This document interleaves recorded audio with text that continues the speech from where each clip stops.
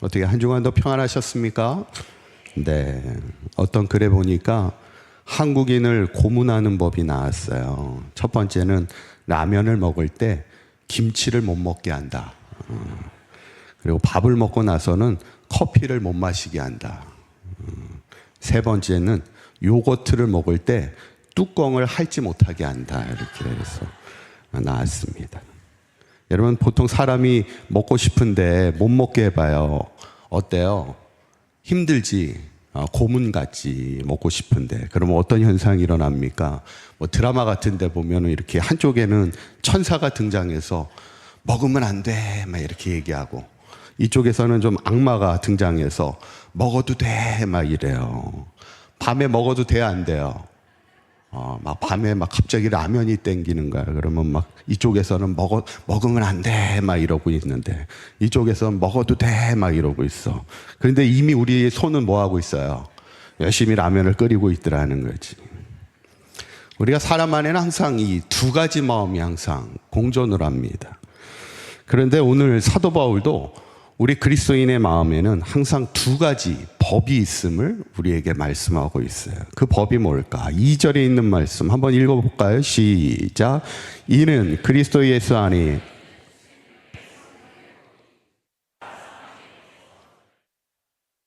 아멘. 여기에 보면 두 가지 법이 나와요. 하나는 뭐의 법이에요?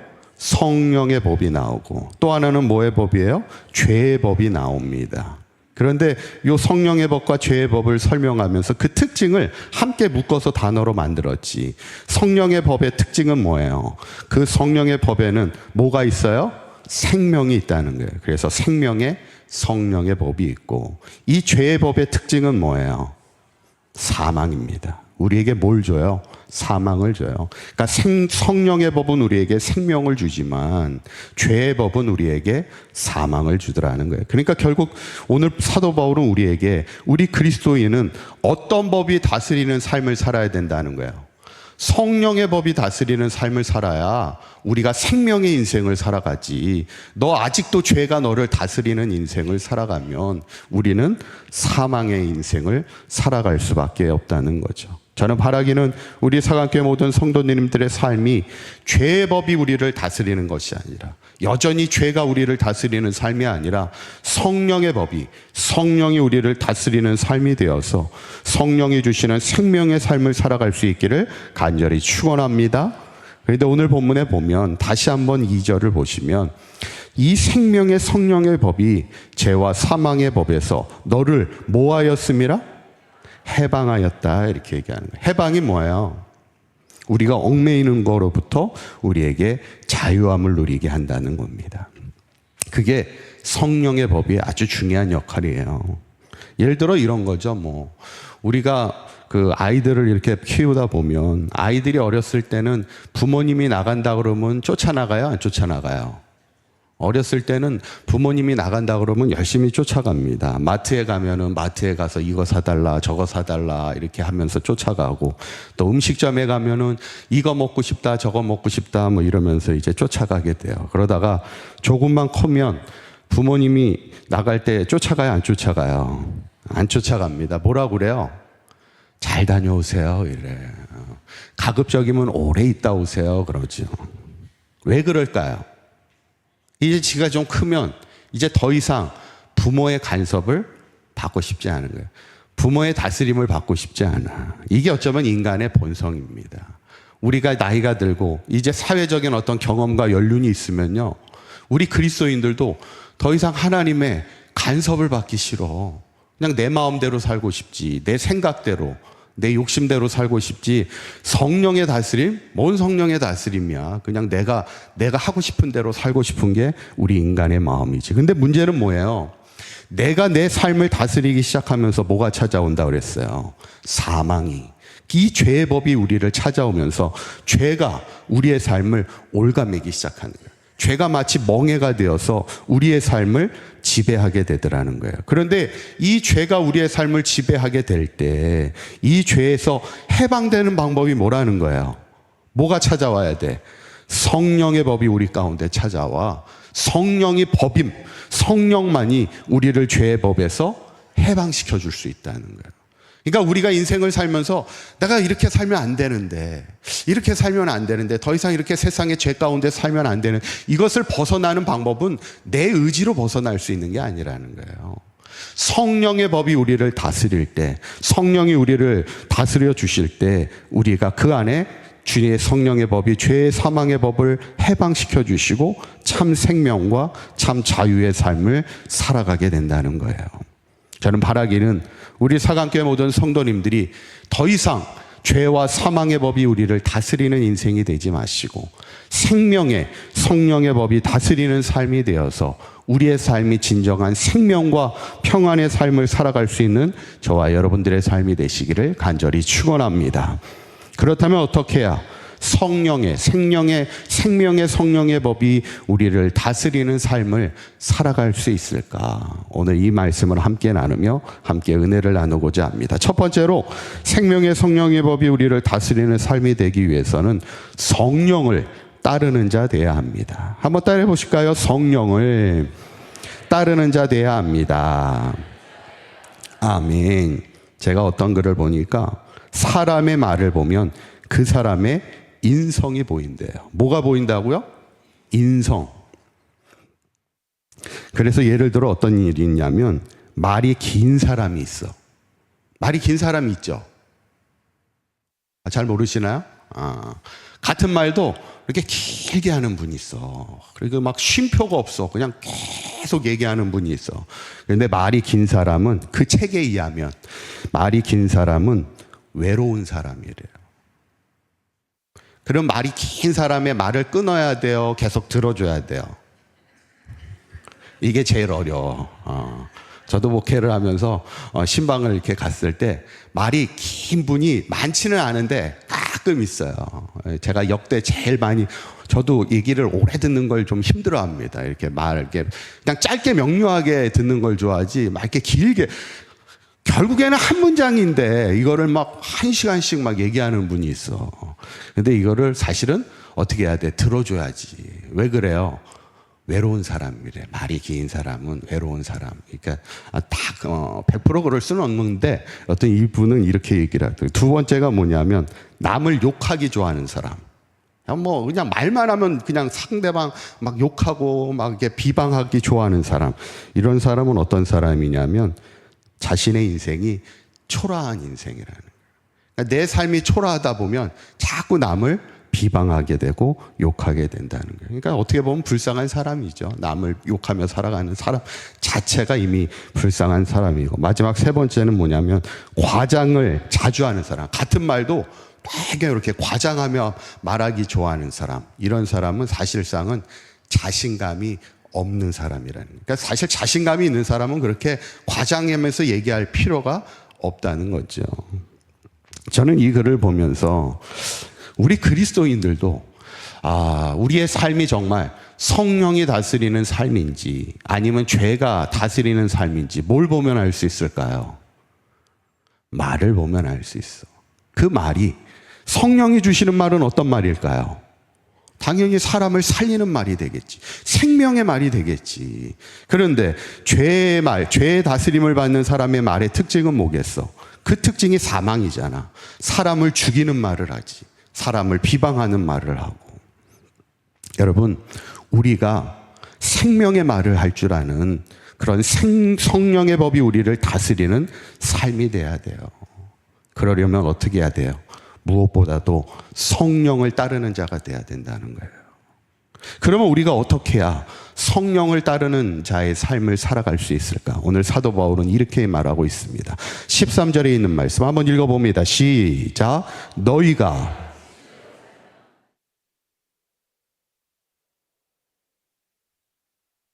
아멘. 여기서 우리가 살아갈 수 있는 방법, 뭐의 행실을 죽이면 살아요?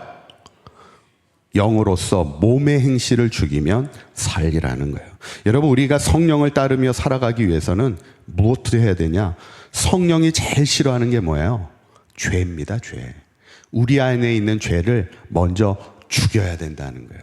몸의 행실을 죽여야 너가 살 수 있고 너 안에 성령님이 거하실 수 있다는 거예요. 예전에 어떤 집사님이 남편하고 사이가 좋질 않았어. 그런데 어느 날 이 집사님이 주일 설교를 이렇게 듣고 나서 은혜를 받았는지 갑자기 남편에게 잘해주더래요. 그래서 남편이 이상한 거야. 갑자기 잘해주니까. 그런데 이 남편이 하루는 길을 가다가 목사님하고 길에서 딱 마주쳤다는 거예요. 그래서 물어봤대, 목사님한테. 왜 갑자기 아내가 잘해줄까요? 이번 주 혹시 설교가 어떤 설교였습니까? 이렇게 물었대. 그랬더니 목사님의 대답이 이번 주 설교 말씀이 원수를 사랑하라 이 말씀이었다 그랬다는 거예요. 남편이 원수는 아닌데, 그죠? 여러분, 우리가 살다 보면 주는 거 없어도 미운 사람이 있어요, 없어요? 주는 거 없으면서도 미운 사람이 있을 수 있어. 그게 육신의 마음이야. 이게 몸의 행실입니다. 사람의 마음은요, 그냥 주는 거 없어도 미워. 주는 거 없어도 자꾸 이렇게 욕하게 되고, 이런 어떤 악한 마음이 우리 안에 들어올 때가 있다는 거예요. 그때 사도 바울은 우리에게 말하는 것은 뭐냐면, 너가 정말 성령의 사람이 되기 위해서는 그런 몸의 행실을 죽여야 된다는 거예요. 그래야 너가 살 수 있어 그러는 거예요. 여러분, 우리의 가정이 사는 길은 하나입니다. 육신으로는 가정의 어떤 행복을 사는 길이 없어. 오히려 죄의 행실을 죽이고 성령의 이끄심을 받아야만 우리의 가정이 살아날 수 있는 거예요. 교회도 마찬가지예요. 교회 안에도 아무리 주님의 몸된 교회도요, 육신이 지배하기 시작하면, 육신의 행실이 지배하기 시작하면 교회는 죽을 수밖에 없는 거예요. 육신의 몸의 행실을 죽이고 성령의 다스림을 받아야만 교회는 살아날 수가 있는 겁니다. 나라와 민족도 마찬가지예요. 이 대한민국 이제 광복 80주년을 맞이했지만 아무리 잘 사는 나라가 되면 뭐예요? 몸의 행실이 죽어야 살 수 있는 거예요. 성령의 다스림을 받아야 이 나라와 이 민족이 살아갈 수 있는 겁니다. 저는 바라기는 우리 사강교회 성도님들, 내가 먼저 몸의 행실을 죽이고 육신대로 살아가고 싶은 정욕의 마음을 죽이고 오직 성령이 이끄시는 성령의 삶을 살아갈 때 생명의 성령의 법이 우리를 다스림에 우리가 살아나는 역사가 있기를 간절히 축원합니다. 두 번째로, 생명의 성령의 법이 우리를 다스리는 삶이 되기 위해서는 성령의 일을 생각해야 합니다. 한번 따라해 보실까요? 성령의 일을 생각해야 합니다. 아멘. 여러분, 사람이 하루에 몇 가지 생각을 할까요? 몇 가지? 우리가 보통 5만 가지 생각을 한다고 그러잖아요. 그랬더니 어떤 과학자가 이렇게 했는데 하루에 사람이 6만 건 이상도 생각할 수 있다는 거예요. 그러니까 사람이 생각을 어마어마하게, 하루에도 어마어마하게 많이 한다는 거예요. 그런데 여러분, 사람이 하루에 몇 가지 생각을 하느냐는 그렇게 중요하지 않아요. 뭐가 중요할까요? 우리의 생각이 얼마나 좋은 생각을 많이 하느냐. 오늘 말씀처럼 성령의 일을 생각하며 살아가는 자가 돼야지. 그게 중요한 겁니다. 지난주에 우리 주일날 점심 이렇게 먹고 이렇게 나오는데 고등부 친구들하고 이렇게 선생님들하고 이렇게 저한테 이렇게 오시더니 저한테 뭘 주는 거예요. 그래서 뭘 주나 봤더니 그 롤링페이퍼라고, 아시나요? 롤링페이퍼?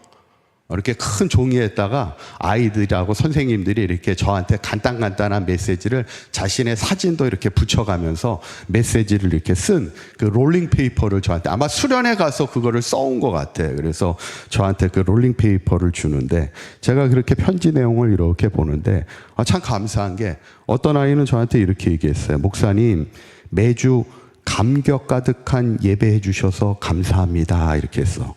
고등부 친구가 이렇게 썼어. 어떤 친구는 좋은 말씀 항상 감격하며 듣고 있습니다. 이렇게. 여기서 계속 나오는 단어가 이 감격이라는 말.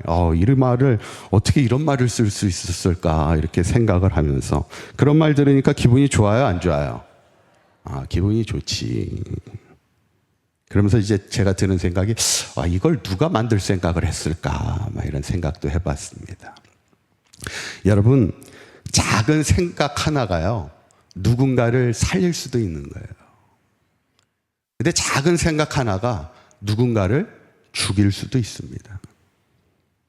여러분, 우리 그리스도인은 어떤 생각을 하며 살아야 돼요? 성령이 주시는 생각을 살아야지. 누군가를 죽이를 생각을 하는 것이 아니라 누군가를 어떻게 하면 살릴 수 있을까? 세워줄 수 있을까? 그것을 생각하며 사는 거예요. 예수님 시대의 바리새인들은 예수님이 오셨잖아. 구원자가 오셨잖아. 근데 바리새인들은 무슨 생각을 하며 살았어? 어떻게 하면 예수를 죽일까를 늘 생각하며 살았다는 거예요. 얼마나 불쌍한 인생입니까? 오늘 본문에도 왜 우리가 그렇게 살아야 될까? 왜 성령의 생명의 법이 다스리는 삶을 살아가야 될까? 그러면서 우리에게 주시는 말씀, 5절에 있는 말씀 한번 읽어볼까요? 시작. 육신을 따르는 자는, 여러분, 육신을 따르는 자가 되기보다 영을 따르는 자가 돼야 되는 이유가 있어요. 그건 뭐냐면 육신을 따르는 자는 어떤 일을 생각하며 살아요? 육신의 일만 생각하며 살더라는 거예요. 근데 영을 따르는 자는 어떤 일을 생각하며 살아요? 영의 일을 생각하며 살아가더라는 거예요. 그러면 육신의 일은 뭐고 영의 일은 뭘까? 그게 이제 갈라디아서에서 사도 바울이 얘기해요. 육신의 일은 서로 왼손 고 분쟁하고 시기하고 분내고 당짓고 분열하는 것들. 그게 육신의 일들이에요. 그러면 영의 일들은 어떤 걸까? 갈라디아서 5장 22절에서 23절 한번 읽어볼까요? 시작. 오직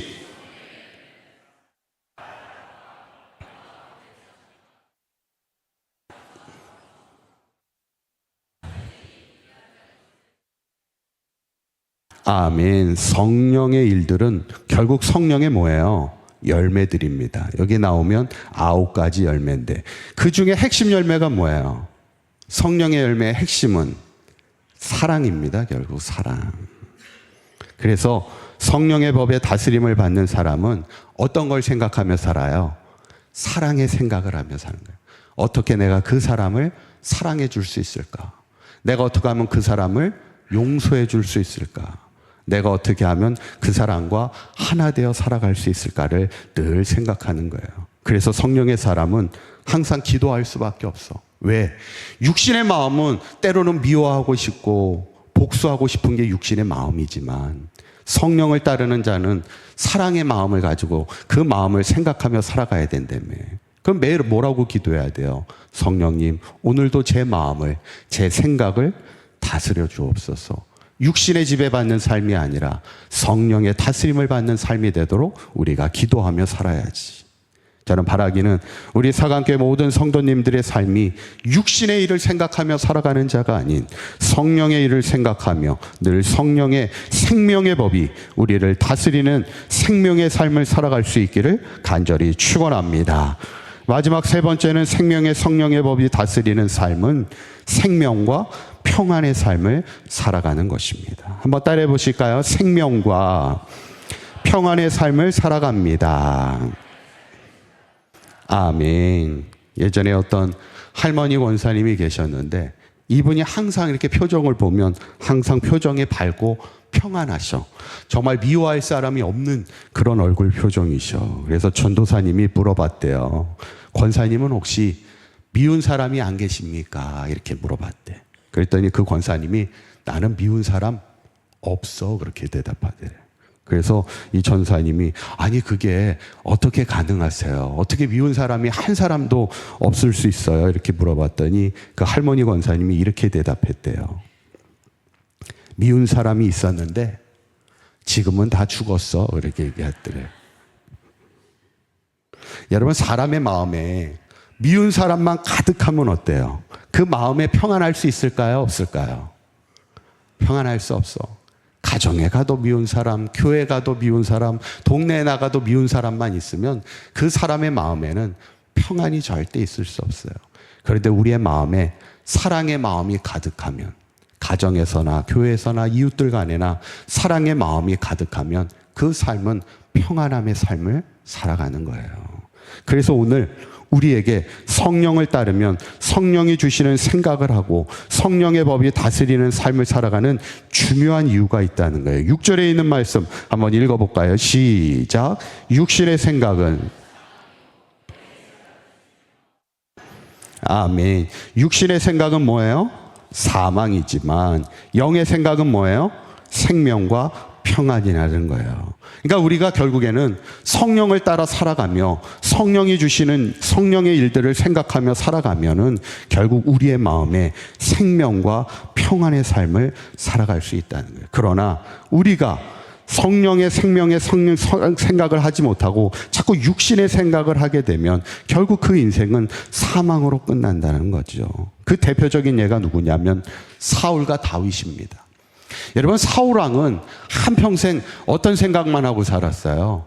어떻게 하면 다윗을 죽일까? 미워하고 시기하고 질투하여서 다윗을 죽이려고 혈안이 돼서 평생 군대를 끌고 다니면서 다윗을 죽이려 했지. 아니, 왕이 되면 뭐해? 남을 미워하고 시기하여 죽이려고 그 생각만 하고 인생을 살아가니 그 삶이 얼마나 불쌍한 인생입니까? 그 삶에는 평안함이 없어요. 왕이 되었다고 평안합니까? 그렇지 않아요. 남을 미워하고 시기하고 죽이는 그 마음에는 절대 평안한 마음이 찾아올 수 없지. 그런데 오히려 다윗은 쫓기는 자였잖아. 그런데 다윗이 사울을 몇 번이나 용서해요? 2번이나 용서합니다. 죽일 수 있는 상황 속에서도 2번이나 그 생명을 살려주는 거지. 그것이 뭘 말하고 있어요? 다윗은 어떤 사람이라는 거예요? 성령의 사람이라는 거예요. 성령의 이끄심을 받는, 성령의 일을 생각하는 자라는 거예요. 육신적으로는 복수하고 싶지, 죽이고 싶지 사울을. 그러나 그는 철저하게 성령의 이끄심을 따라 그를 용서해 주는 거예요. 그를 사랑해 주는 거예요. 그러니까 놀라운 일이 벌어지는 거예요.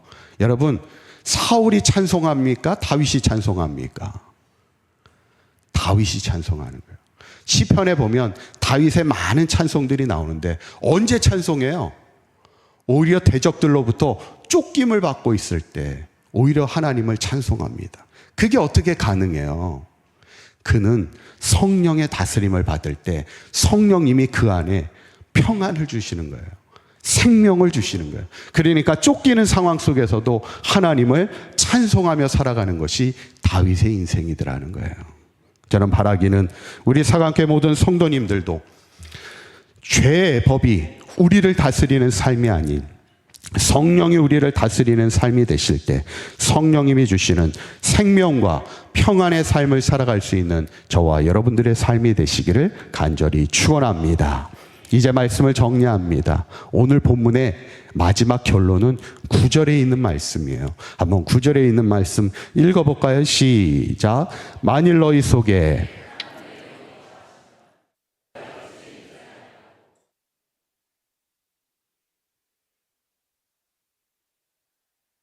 아멘. 여기에 보면 중요한 우리에게 말씀하는 거예요. 누구든지 그리스도의 영이 없으면 뭐의 사람이 아니라 그리스도의 사람이 아니라는 거예요. 그러니까 우리가 예수를 믿는다는 것, 우리가 그리스도의 사람이 된다는 것은 우리 안에 누가 거하셔야 된다는 거예요? 그리스도의 영, 바로 성령이 우리 안에 거할 때 우리는 진정한 그리스도의 사람이 된다는 거예요. 그러면 어떻게 해야 돼? 우리가 날마다 성령이 우리 안에 거하실 수 있도록 성령님을 사모하는 인생을 살아야지. 날마다 우리가 성령님이 내 안에 거하시기를 날마다 기도해야 됩니다. 한 번 기도했다고 되는 게 아니에요. 성령이 내 안에 거하실 수 있도록 우리가 매일같이 기도해야 되는 거고, 철저히 무엇보다 우리 안에 있는 악한 생각, 죄의 생각을 버리고 성령님께 순종하는 인생을 살아야 성령님이 내 안에 거하시고 우리는 진정한 그리스도의 사람이 되는 거예요. 여러분은 진정 내 안에 그리스도의 영이 거하시는 그리스도의 사람이십니까? 여러분들은 진정한 그리스도의 사람이세요? 바라기는 우리 사강교회 모든 성도님들, 내 안에 죄와 사망의 법이 여전히 나를 다스리는 인생이 아닌 생명의 성령의 법이 우리를 다스리는 삶이 되시기를 바라고, 그래서 위를 위하여 늘 성령을 따르는 자 되시고 늘 성령의 일을 생각하며 성령이 주시는 생명의 평안의 삶을 누리며 살아가는 이 시대 진정한 그리스도의 사람으로 살아가는 저와 여러분들의 삶이 되시기를 주님의 이름으로 간절히 축원합니다. 기도하겠습니다.